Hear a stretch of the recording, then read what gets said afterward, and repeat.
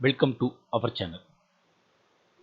தினந்தோறும் ஆசிரியர்கள், அரசு ஊழியர்கள் பயன்பெறும் வகையில் முக்கிய அறிவிப்புகளை தொடர்ந்து கொடுத்து கொண்டிருக்கோம். அரசு தரப்பில் வெளியிடுகின்ற அதேபோல் அவர்களுக்கு சலுகைகள் பற்றிய உத்தரவுகளையும் கிடைக்கக்கூடிய வழிமுறைகளில் என்ன வகையான மாற்றங்கள் செய்யப்பட்டுள்ளது என்பதை பற்றிய தொடர்ந்து கொடுத்துருக்கோம். அதன் அடிப்படையில் இன்றைய தினம் 2026ஆம் ஆண்டு ஜூன் மாதம் 1ஆம் தேதி சற்று முன் ஆசிரியர்களுக்கான டெட் தேர்வு கால அவகாசம் அதிரடி உத்தரவு.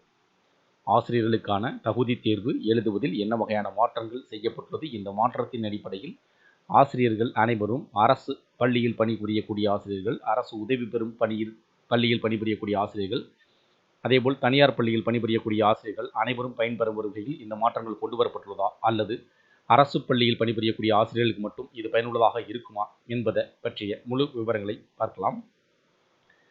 ஆசிரியர்கள் 2 ஆண்டுகளுக்குள் டெட் தேர்வு எழுதி தகுதி பெற வேண்டும் என்பதில் மாற்றம் செய்து அதை 3 ஆண்டு காலமாக நீட்டித்து தீர்ப்பு வழங்கினர்.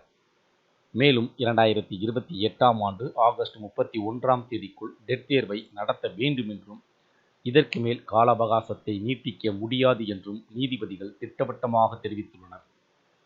பள்ளி ஆசிரியர்களுக்கான டெட் தேர்வுக்கு தடை விதிக்க மறுத்த உச்சநீதிமன்றம் தேர்வு எழுதுவதற்கான கால அவகாசத்தை 2 ஆண்டுகளில் இருந்து 3 ஆண்டுகளாக நீட்டித்து உத்தரவிட்டுள்ளது.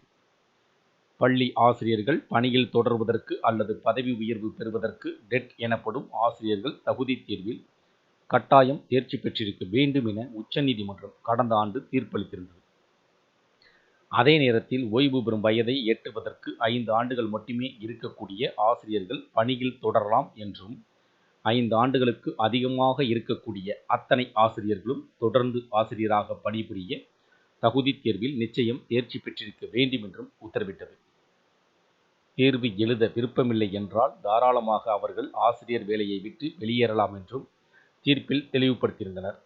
தேவைப்பட்டால் ஓய்வு பெறும்போது கிடைக்கும் சலுகைகளை பெற்றுக்கொண்டு கட்டாய ஓய்வு பெற்றுக்கொள்ளலாம் என்றும் வாய்ப்புகள் வழங்கினர். மேலும் அரசு உதவி பெறும் சிறுபான்மை கல்வி நிறுவனங்களில் ஆசிரியர் தகுதி தேர்வை சம்பந்தப்பட்ட அரசுகள் கட்டாயப்படுத்த முடியுமா என்பதை விசாரிப்பதற்காக அரசியல் சாசன அமர்விற்கு மாற்ற உச்சநீதிமன்றம் தலைமை நீதிபதிக்கு பரிந்துரைப்பதாகவும் நீதிபதிகள் தீர்ப்பில் குறிப்பிட்டிருந்தனர்.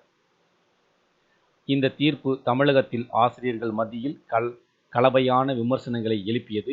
இந்த தீர்ப்புக்கு எதிராக அப்போதைய திமுக அரசு சார்பாக உச்சநீதிமன்றத்தில் சிராய்வு மனு தாக்கல் செய்யப்பட்டது.